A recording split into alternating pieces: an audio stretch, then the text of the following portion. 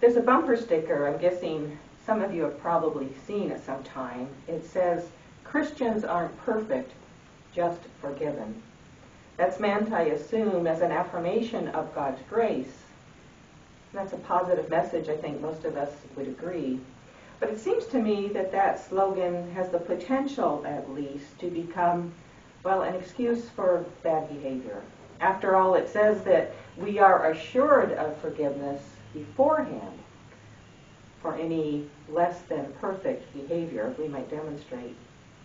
Some seem to view this assurance of grace as a kind of get-out-of-jail-free card that lets them act in whatever way they want.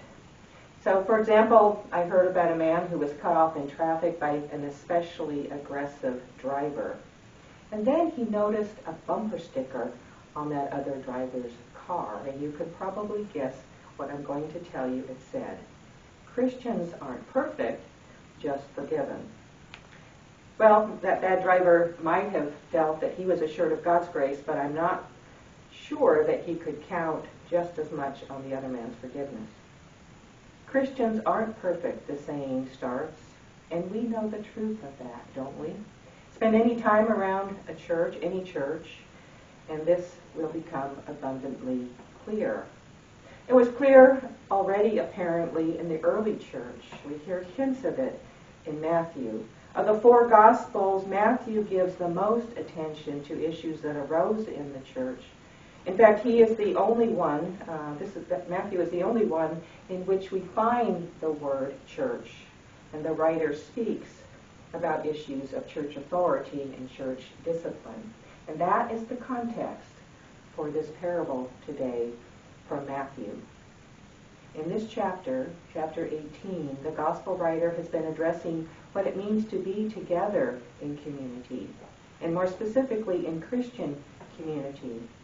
He warns his readers not to cause a fellow believer to stumble in his or her faith, and he teaches them not to disparage those who are less spiritually mature or to look down on those who have less status. Next, he outlines a process for dealing with a church member who sins, someone who wrongs another member of the community in one way or another. And it's after that, it says, that Peter comes to Jesus and he poses this question about forgiveness. "Lord," he asks, "if another member of the community sins against me, how often should I forgive? As many as 7 times?" Now, Jewish tradition limited the obligation to forgive to just 3 times. So Peter probably thought that he was being quite generous and that the number 7 reflected an abundance of grace.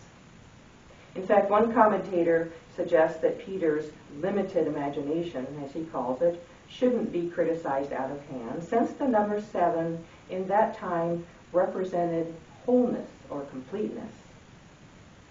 But he goes on to say that that number does not begin to fathom the extravagance of God's mercy.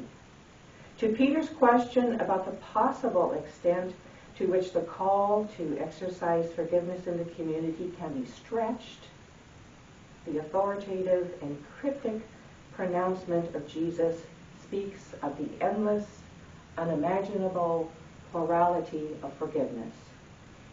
70 times 7. Now, some translations of the Bible, as you might know, render the phrase that Matthew uses here as 77 rather than the more familiar 70 times 7. And both interpretations are possible. The important point, though, is that either way, Jesus' words indicate a number that is essentially beyond calculation. Sure, Peter's suggestion of 7 as the number of times we must forgive exceeds the demands of the law, strictly speaking. But his question, you see, the question itself reveals a desire to keep track of and thus potentially to limit how many times he must forgive. Jesus' response, on the other hand, teaches that we're not even to keep score. The number is too great. Basically, it's incalculable. Immediately after this exchange between Peter and Jesus, we come to our parable for today. Its message reinforces and expands Jesus' teaching on forgiveness. Unlike many of his parables, this one seems pretty straightforward. There's no surprising twist at the end, as we find in some parables, and we don't have to choose, or some would even say guess, among several possible interpretations. Instead, its meaning seems apparent. What you see is pretty much what you get. And what we get here is a teaching about forgiveness. It says that we are to forgive just as we have been forgiven. Essentially, this parable illustrates in story form what we recite each week in the Lord's Prayer when we say, "Forgive us our sins as we forgive those who sin against us." And it does so by offering us a negative example. It tells us about somebody who doesn't forgive, about someone who withholds forgiveness from someone else after he has just been forgiven himself. Well, that much of the parable's meaning is probably clear to most of us without the benefit of a sermon. But I think that understanding the monetary values in this parable, what they meant in Jesus' time, and how they might translate to our own can give us a deeper appreciation of the magnitude of grace shown by the King and the immensity of the contrast between his response to the servant who owed him money and that man's subsequent response to a fellow servant who was indebted to him. Well, let's start with what that second servant owed to the man who was just forgiven. That was 100 denarii. A denarius, some of you probably know, was the standard daily wage for the average laborer in that time. What might that mean in today's money? Well, I actually went online and looked up. According to the U.S. Bureau of Labor Statistics, the average hourly wage last month was about $25 an hour. But that's taking all occupations into account, workers receiving a wide range of pay. The figure we should probably use in this instant for laborers in Jesus' time is closer to minimum wage. Right now that ranges from $15 an hour in Washington, D.C. down to $7.25 an hour, the minimum wage in 18 states. Let's shoot for somewhere in the middle. Say the average wage was $10 an hour. We know from another parable that the workday then was 12 hours long. That brings us to a daily wage of $120 in today's currency. And since the second servant owed the first one 100 denarii, that means his debt would come to around $12,000. That's not an insignificant sum, at least for most of us. But now let's consider what the first servant in this parable owed to the king. The amount, you remember, that he was forgiven. That was 10,000 talents, which might prompt you to ask, what the heck is a talent? And how much is that worth? Well, a talent was actually a unit of weight that was used by many ancient civilizations, and its value varied from place to place. Scholars think that in the Bible, though, it referred to a weight somewhere between 75 and 130 pounds, and that was because it was based on what a person weighed, which can vary, obviously. When a talent was used as a unit of money, it referred to the value of that weight in silver or sometimes gold. So if we wanted to go that way, we could look up the value of gold or silver now and do the figures. But there's another way of approaching this, which is probably more pertinent to our parable, and that's by comparing the value of a talent to a denarius. Scholars think that a talent was worth between 6,000 and 10,000 denarii. So you multiply that by $120 for the daily wage. That would put us somewhere between $720,000 and $1,200,000. So we're talking about a really big figure here. But remember, Jesus said that the servant owed 10,000 denarii, 10,000 talents. We're getting into some really big numbers here. I don't even want to try to calculate it. To me, it's like, looking at the national debt. But all that figuring is hardly the point anyway. Basically, what Jesus is doing here is taking the largest value known in his day, which was a talent, and multiplying that by the biggest number that was used. The phrase 10,000 talents, you see, isn't meant to send us running for our calculators or looking up statistics. Instead, we're simply to recognize that Jesus is talking about an amount that is beyond calculation. It's an absurdly exaggerated sum of money. That represents what that first servant owed to the king. So then, what his fellow servant owes him is minuscule by comparison. Depending on which commentator one consults and which value of a talent they assume, the fellow servant owes somewhere between 1/600,000 and 1 millionth of the amount that the king forgave, if one tries to interpret those figures literally.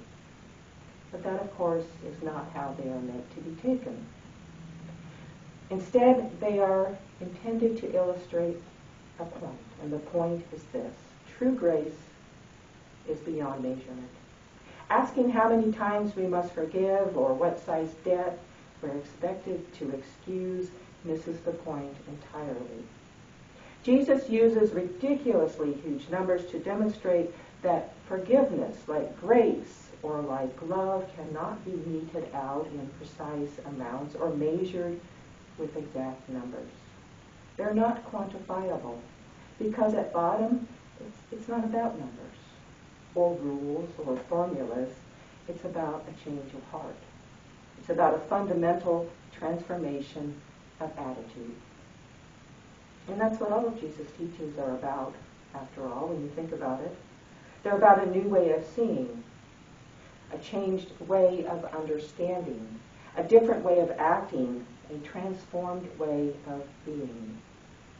And as always, this change that we're talking about here does not come easily or naturally, because this world embraces a different perspective and endorses a completely different approach. That's why Peter asked this question. This world teaches us to keep count, to collect debts, to make sure that things come out even, right? But Jesus teaches a different way. He teaches God's way. As we heard just now in Isaiah, God's ways are not our ways. God's thoughts and ways are as high above ours as the heavens are above the earth. At bottom, it's about relationships. Receiving God's grace brings with it an obligation to show grace to others. And that isn't reduced by the number of times that we forgive. We don't earn points that can then be applied against our future obligation to forgive. We're simply called to show grace, a grace that cannot be measured. And that, after all, is a very good thing, because we are not perfect.